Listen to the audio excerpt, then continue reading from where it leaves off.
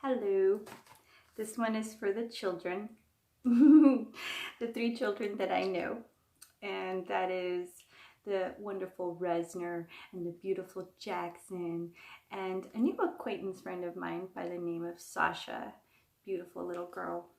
And so the little soul and the sun, a children's parable adapted from Conversations with God. Anybody's read those books? And here we are. May you all enjoy.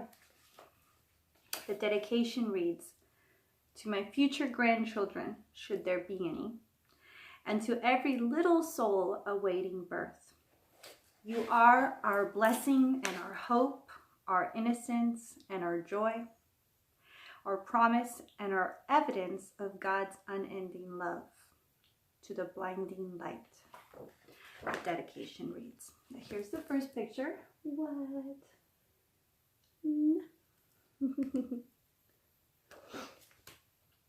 Once upon a no time, there was a little soul who said to God, "I know who I am!" Exclamation mark. And God said, "Well, that's wonderful. Who are you?" And the little soul shouted, "I am the light." God smiled a big smile. "That's right," God exclaimed. "You are the light."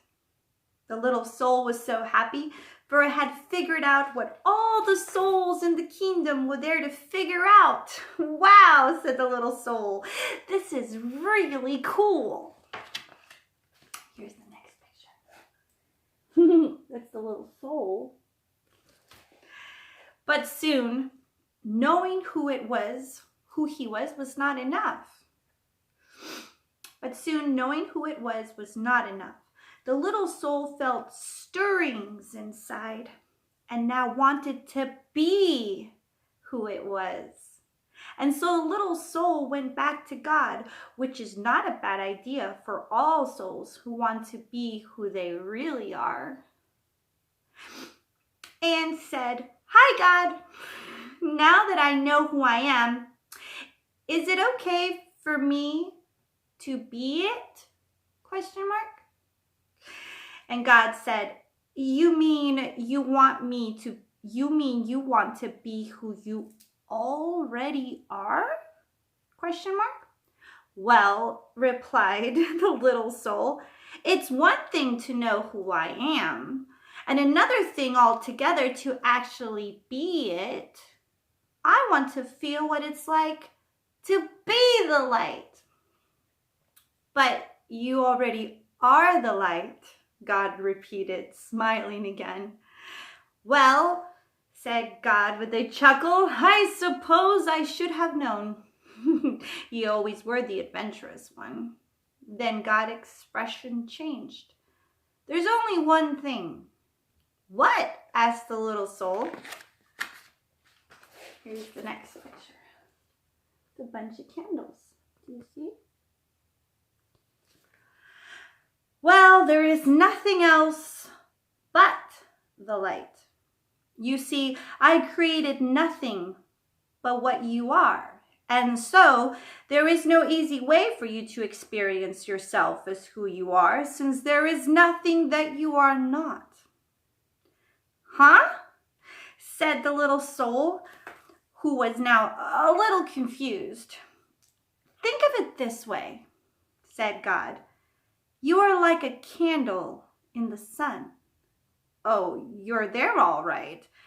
Along with the million gazillion other candles who make up the sun.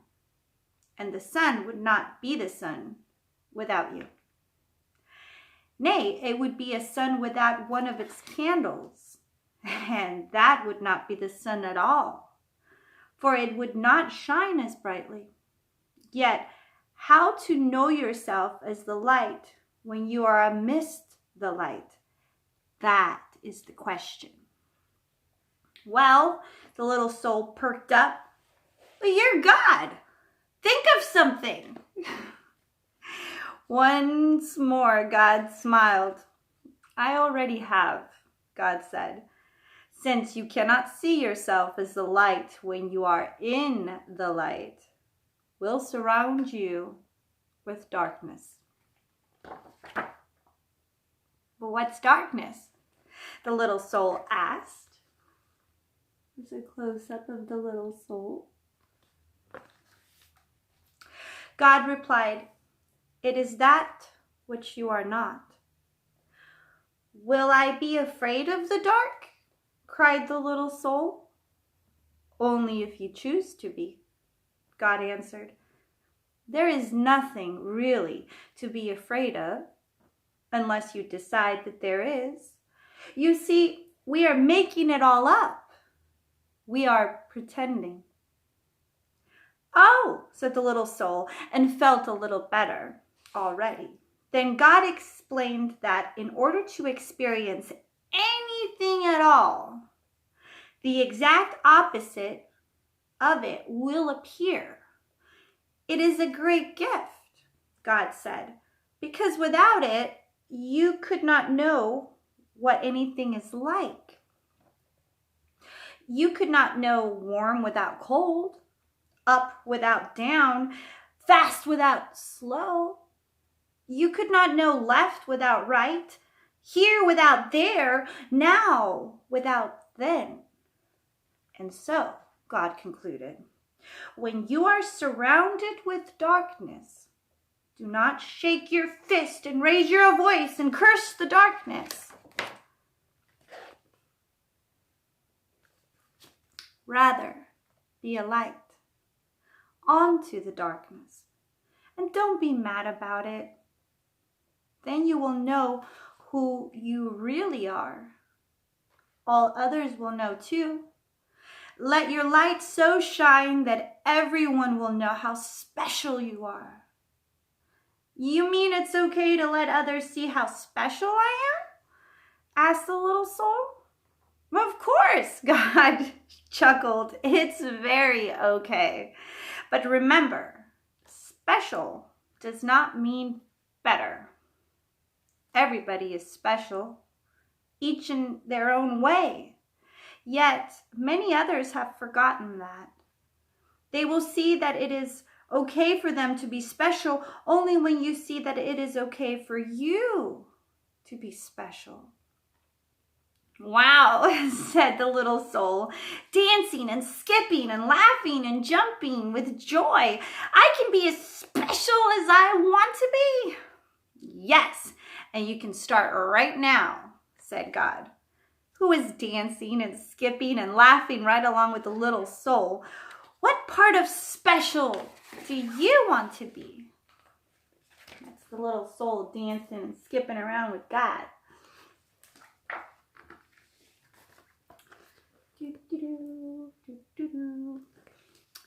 What part of special? Question mark. The little soul repeated, "I don't understand." Well, God explained, being the light is being special, and being special has a lot of parts to it. It is special to be kind. It is special to be gentle. It is special to be creative. It is special to be patient.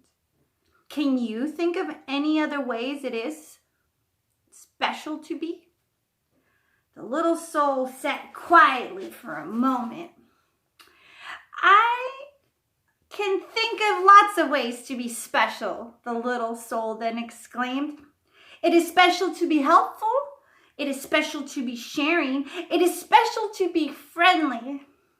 It is special to be considerate of others."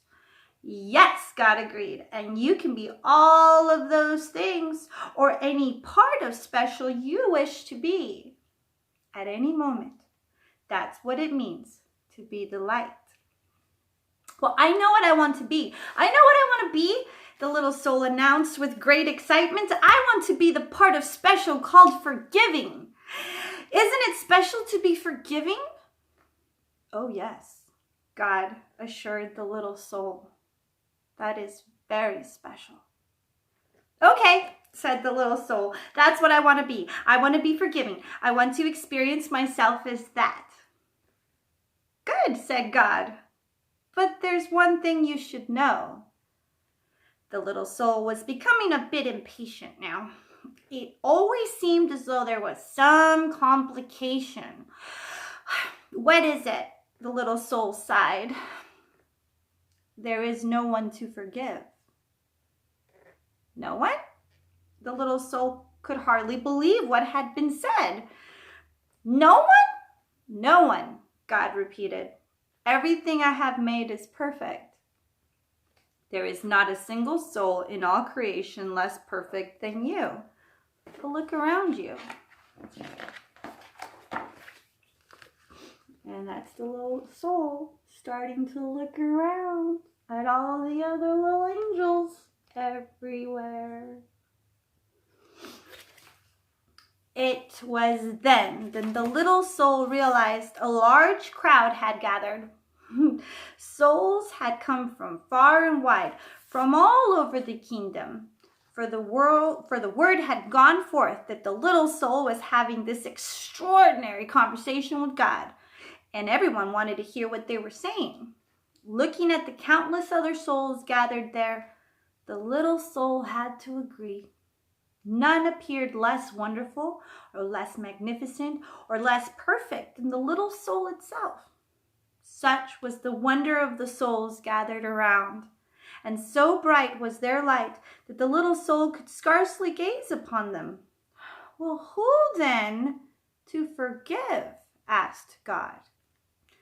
Boy, this is going to be no fun at all, grumbled the little soul. I wanted to experience myself as one who forgives.